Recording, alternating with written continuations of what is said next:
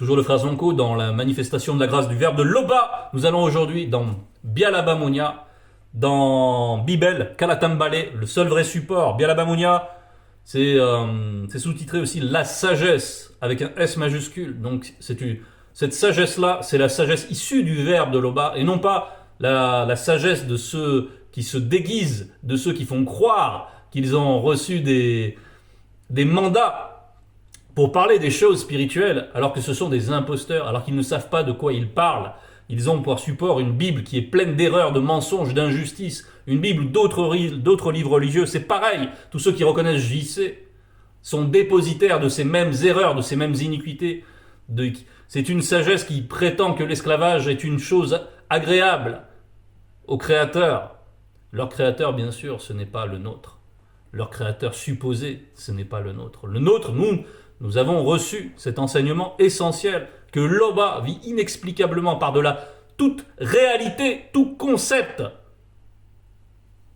Donc, cette sagesse que Loba a manifestée lors de la création, il en a manifesté une petite particule. Nous ici, c'est de cette sagesse-là que nous sommes dépositaires.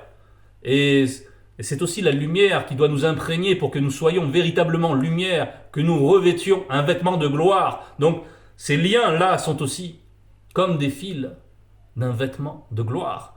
Laissons la sagesse nous initier. Laissons-nous imprégner, référons-nous, réformons nos voies par rapport à la sagesse. Demandons la force au Verbe de Loba d'y parvenir. Soyons disposés. Si un frère a du mal avec la colère, etc., il y a plein de conseils. Si un frère a du mal avec la moquerie, il y a plein de conseils. Et réformons nos voies. Sachons que le Verbe de Loba nous aide réellement dans tout ce que nous entreprenons spirituellement, avec sincérité. Bien, aujourd'hui, nous allons au chapitre 23. Mise en garde diverses. Mise en garde diverses, donc, à plusieurs égards, dans plusieurs situations. Verset 1. Quand tu es assis à la table d'un homme important, non initié, considère bien qui tu as devant toi. Donc là, on nous parle d'un homme important. Donc c'est important parce qu'il a un poste, parce qu'il a du pouvoir, parce qu'il a de l'argent. Donc, il a du pouvoir dans le visible de la chute. Ce pouvoir-là, en vérité, n'est rien. N'est rien comparé au véritable, à la toute-puissance du Verbe de Loba. Donc ça, il faut être conscient de cela. Quelle que soit l'importance de cette personne, il n'est en rien ton supérieur spirituellement. Mais toi, fais preuve de sagesse lorsque tu es en face d'une personne comme ça. Fais attention. On te demande de bien considérer qui tu as devant toi. Bien considérer. Donc il va falloir que tu sondes, parce que lui aussi va te sonder. Il va vouloir voir à qui il a affaire. Il va vouloir voir si tu as des points faibles. Il va vouloir voir clair en toi. Lui aussi va vouloir savoir à qui il a affaire. Mais toi, tu es éclairé par le Verbe de Loba. Toi, si tu fréquentes régulièrement Bialabamonia, tu as toute une grille de lecture pour scanner la personne, pour savoir véritablement, et tu dois faire confiance au discernement. Et ensuite, tu dois agir en fonction de ce discernement. Et ce discernement doit t'amener à te dire, mais qui est ce riche qui est devant moi ? Qui est ce riche qui est devant moi ? Est-ce qu'il respecte la loi naturelle qui est inscrite dans son esprit ? Est-ce qu'il a ce minimum ? Ou est-ce que ça fait longtemps qu'il en a fait fi et qu'il il fait bonne figure, mais qu'à l'intérieur de lui, il y a la duplicité, il y a la perversité, et que c'est quelqu'un qui n'a aucun scrupule, et que c'est pour ça qu'il est arrivé à être riche. Ou est-ce un riche qui a quand même conservé ce rapport à la loi naturelle ? Donc, examine bien, parce que, voilà, il y a des non-initiés. Keti était un non-initié, mais il respectait la loi naturelle. Et ensuite, le Verbe lui a fait grâce. Keti, donc Pilate, dans les Bibles falsifiées. Donc voilà, quel est ce non-initié ? Comment est-il disposé ?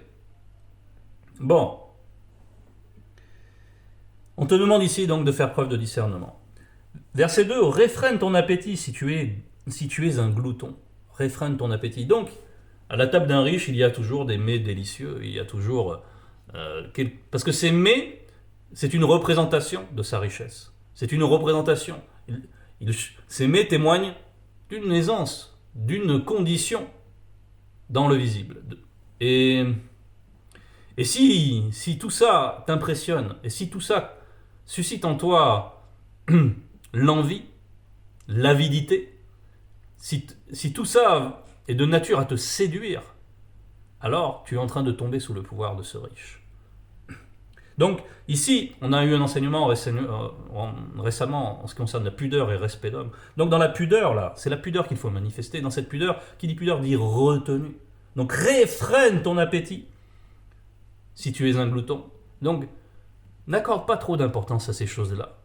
Fais en sorte, si tu en consommes, consomme avec modération, avec simplicité et modération. Ne montre pas que cette chose-là soit, même si elle est délicieuse, eh bien, en fait, ce n'est rien. Tout ça, ça va passer. Ça ne doit pas être quelque chose qui vraiment compte à tes yeux. Justement, les yeux, on va en parler. Verset 3, ne te montre pas saisi de convoitise pour s'aimer délicieux. La convoitise, elle va d'abord passer par le regard. Tu vas voir des mets qui sont raffinés, tu vas voir des choses bien sculptées, des petits gâteaux, des petits, des petits hors-d'œuvre qu'on ne voit pas comme ça dans les grandes surfaces, qu'on voit pas, qui sont hors du commun. Ah, tu vas dire, waouh. Et il ne faut pas que justement tu sois interpellé plus que cela par rapport à ceci. Ça ne doit pas t'impressionner. Ça ne doit pas t'impressionner. Tu dois juste prendre la mesure de ce qu'il y a devant toi. Par contre, tu dois prendre la mesure. Oui, cet homme a un train de vie qui lui permet d'avoir tout cela. Bien, j'en prends note. Qu'est-ce que ça peut vouloir dire? Ça veut dire que peut-être cette personne elle a de l'influence, peut-être cette personne pourrait devenir nuisible, pourrait bien agir. C'est à toi de le discerner. Mais donc, ne te laisse pas séduire par tout ce qu'il va mettre à ta portée. Ne te montre pas saisi de convoitise pour s'aimer délicieux, car c'est une nourriture de mensonge. Car c'est une nourriture de mensonge. Si donc, on a parlé de séduction, si donc tu laisses cours à ton avidité, si donc tu ne réfrènes pas ton appétit et que tu consommes avec une certaine voracité, tu vas te remplir de quelque chose. Mais derrière ce quelque chose, il y a l'influence de cette personne. Si cette personne agit ainsi, c'est parce qu'il souhaite avoir l'ascendant sur celui qui le reçoit. Et quand tu vas bien t'être repu de cette nourriture, tu vas te sentir redevable de ce que tu viens de faire. Tu seras disposé à acquiescer après au désir de cette personne. Là où il voudra te mener, tu auras tendance à y aller, tu auras tendance à te laisser influencer. Donc, à te laisser amadouer. Tu ne seras plus sur tes gardes. C'est comme quand on a bien mangé, on est bien repu, voilà, il y a la fatigue qui arrive, on est moins vigilant. Voilà. Donc, ne sois pas dans cette condition, parce que si la personne a des mauvais desseins, il va pouvoir te conduire.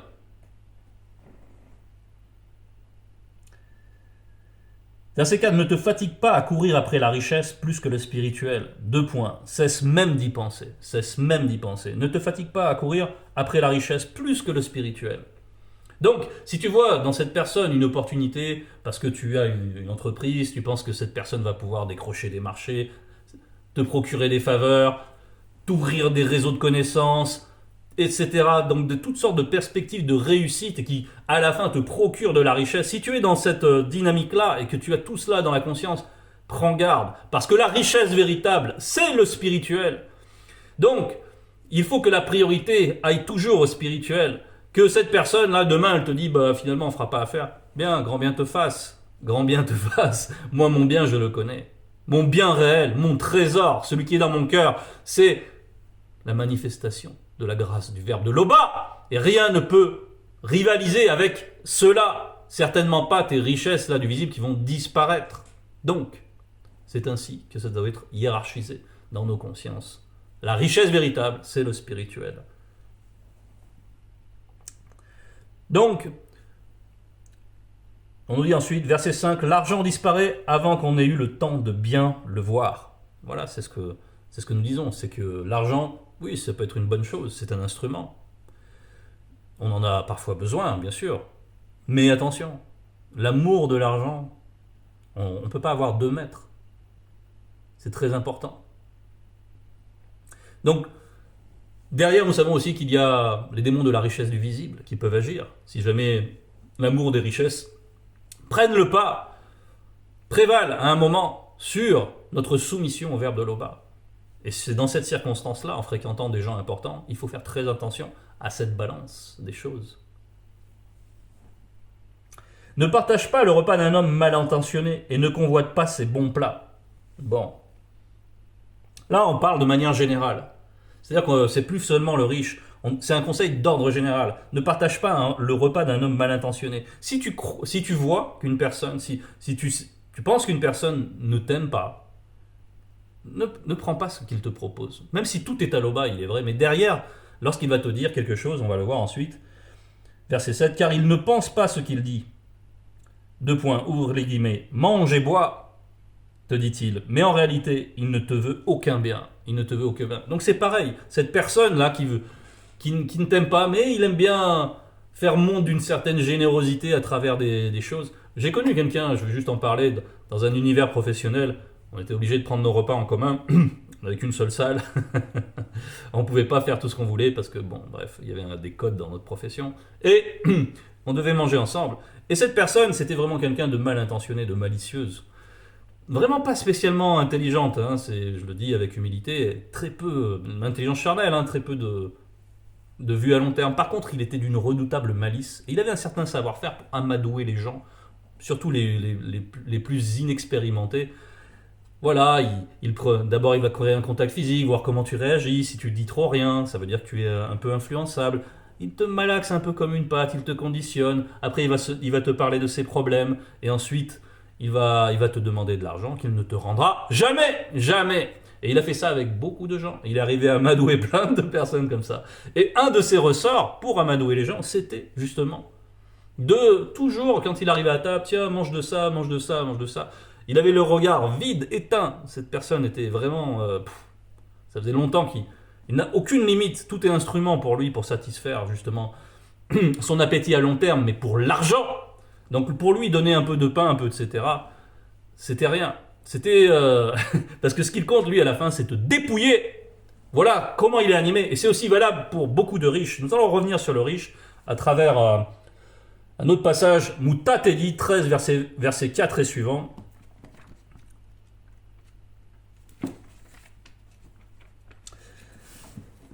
Donc, Mouta Tedi, verset 13, c'est les pièges du riche orgueilleux. Les pièges du riche orgueilleux. On a dit, au départ, il va falloir discerner, est-ce que cette personne, elle est respectueuse de la loi naturelle, au minimum pour un non-initié, ou pas. S'il ne l'est pas, s'il est affranchi de tout cela, c'est donc un orgueilleux. Il se croit affranchi, mais la loi, bien sûr, elle reprendra, elle imposera tout ce qu'il faut à travers le jugement. Mais néanmoins, cette personne ne tient plus du tout égard au fondement, c'est-à-dire à faire en sorte de respecter tout simplement son prochain. Donc, là, on nous parle de l'orgueilleux. On va aller directement au verset 4. Et si tu es en sa compagnie, voilà ce qu'il a dit. Si tu es utile, il t'exploitera. Si tu es dans le besoin, il te laissera tomber. Verset 5. Si tu as du bien, c'est donc si tu as des possessions, il vivra à tes dépens. Il te dépouillera sans le moindre remords. C'est-à-dire que voilà, pour lui, il a plus le rapport à la loi naturelle. Il est orgueilleux. Pour lui, tout ce qui compte, c'est dépouiller les autres, c'est être intelligent. C'est tout l'objet de son intelligence, c'est dépouiller les autres. Et quand il arrive à ses fins, il jouit intérieurement de cette pseudo-intelligence, de cette malice. Il est conditionné comme ça. Il a la perversité dans le cœur. Donc, prends bien garde. A-t-il besoin de toi ? Verset 6. Il te dupera, il te sourira et te donnera de l'espoir. Il te fera des compliments et dira « Que puis-je faire pour toi ?» S'il a besoin de toi, il te traitera comme un ami, comme il faut... Voilà. Mais derrière cela, il cache ses intentions réelles. Verset 7, il t'humiliera dans ses festins jusqu'à te dépouiller 2 et 3 fois. À la fin, il se moquera de toi. Voilà, la moquerie est toujours rattachée à l'orgueilleux. Donc si ce riche-là, dans ton échange au départ, commence à manifester une moquerie à l'égard, tu sais tout de suite, ça doit tout de suite interpeller. Parce que Kalatambale t'as enseigné. Dans Biala Bamounia, tu as reçu les enseignements. La moquerie, ça vient de l'orgueilleux. Cet homme-là est orgueilleux. Alors attention. À la fin, il se moquera de toi, après quoi, s'il te voit, il te négligera et secouera la tête à ton sujet. Donc, il te flatte quand il a besoin de toi, il te choie quand il a besoin de toi, et sitôt qu'il a plus besoin de toi, une fois qu'il t'a bien dépouillé, qu'il t'a bien utilisé, après il te méprise. Donc, prends garde de te laisser duper et d'être humilié par suite de ta folie, Et cette folie-là, c'est cette envie que tu as manifestée, c'est cette gloutonnerie que tu as manifestée, c'est cette avidité, parce que tu as cru voir une porte qui va te permettre de t'enrichir. Et en fait, cette porte, c'était disposé par le monde occulte, c'était une circonstance pour t'amener à souffrir, à chuter, à oublier même si possible la loi pour t'enrichir, la loi du verbe de Loba, pour t'écarter de la spiritualité. Bien, nous allons maintenant retourner au verset 8, passage thème. Par la suite, donc là on était à la personne qui disait mange et bois, te dit-il, mais en réalité il ne te veut aucun bien. Par la suite, tu vomiras ce que tu as mangé et tes paroles flatteuses n'auront servi à rien. Donc, n'essaie pas de faire société avec ce genre de personnes par intérêt. N'essaie pas de faire société par intérêt avec eux. Au contraire, quand tu vois que cette personne est mal disposée, écarte-t'en. Tant pis si une opportunité éventuellement, tu pourras pas en bénéficier. Le verbe de Loba te donnera tout ce dont tu as besoin. Et la richesse, ce n'est qu'un accessoire.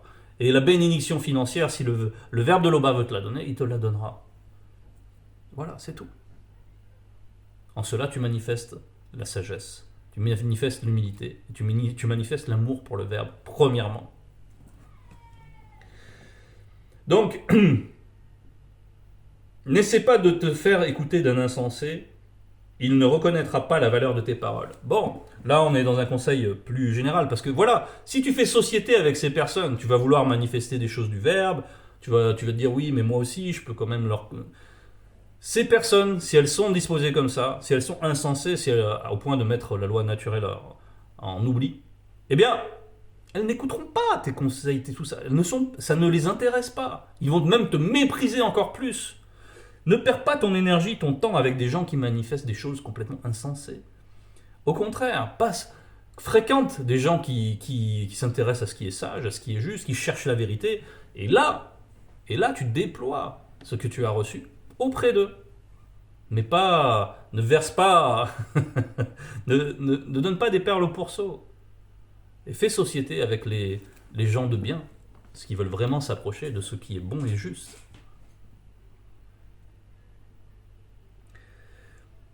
Verset 10, ne déplace pas les bornes posées autrefois selon le verbe, et ne cherche pas à t'emparer du terrain des orphelins connus. Bien. Là, on nous parle des bornes posées autrefois selon le verbe, et ne cherche pas à t'emparer du terrain des orphelins connus. Donc, parce que, bien sûr, le terrain, il est toujours marqué par des bornes, mais aussi les bornes, ça va symboliser la loi qui a toujours été. Donc, on va aller dans Wonja 1, verset 17. Wonja 1, verset 17. Pour nous parler des orphelins connus.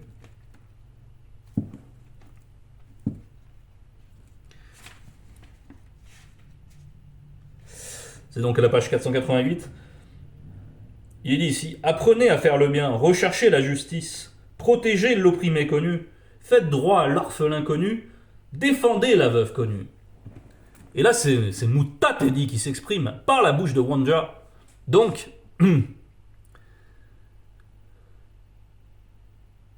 il faut faire bien attention à mettre un frein à ton avidité. Si toi-même tu es en position d'avoir une certaine richesse et que tu peux te procurer des terrains et que tu peux te construire des choses, etc., emploie cette richesse en faveur, au contraire, de ceux qui n'ont rien. Tu peux envisager, si vraiment tu as beaucoup de biens, tu peux envisager à faire du bien avec ta richesse, plutôt que de vouloir toujours la croître pour aller où? Parce que si ça se trouve, tu vas la croître, tu vas te dire un jour, ah maintenant j'ai bien, maintenant je vais en jouir, alors que tu as passé 30 ans à accumuler des richesses, maintenant je vais me mettre bien, et puis ce jour-là, tu vas t'en aller. Le jour même où tu vas te dire, ah maintenant je vais jouir de ma richesse. Donc, il faut jouer à la richesse avec sagesse, encore une fois. Donc, là, j'ai pris ce passage pour dire que bien sûr, il faut prendre soin des orphelins. Là, on nous dit des orphelins connus. Mais il faut surtout, si tu te retrouves dans une position où tu es riche, à ne pas ressembler au non-initié orgueilleux. Celui qui dépasse toutes les bornes. L'orgueilleux, c'est celui qui dépasse toutes les bornes. Et ensuite, au verset 11, on nous parle du défenseur de ces orphelins. En effet, ils ont un défenseur puissant, et c'est lui qui soutiendra leur cause contre toi. Donc, parce que là, si tu commences à agir de la sorte, si tu commences à vouloir, à ne faire aucun cas du sort d'autrui, de la souffrance que tu causes, en dépouillant les gens, eh bien, tu deviens un adversaire. Tu deviens un rebelle par rapport à la loi, et tu seras combattu. Et qui prend pour ennemi le verbe de Loba eh bien, il n'a aucune possibilité de gagner son combat. Verset 12, ouvre le chemin de l'éducation spirituelle que tu reçois à ton esprit et tes oreilles aux leçons de l'expérience. Bien, on nous a parlé de l'orphelin connu, on nous parle ici de l'enfant, et là on nous parle de l'éducation. Toi, rappelle-toi de ce que tu as reçu. Ouvre le chemin de l'éducation spirituelle, laisse-toi façonner, c'est ce que nous disions au départ, laisse-toi conditionner dans la sagesse. Acquiert cette sagesse, retiens-la, conditionne-toi, façonne tes désirs en fonction de cela, réforme tes voies en fonction de cela, mets en oubli ton mauvais comportement et accepte de vivre dans la lumière, de te laisser guider par le Verbe et de réfréner tous ces appétits, tous ces mauvais désirs qui peuvent te conduire à avoir pour ennemi le Verbe de Loba.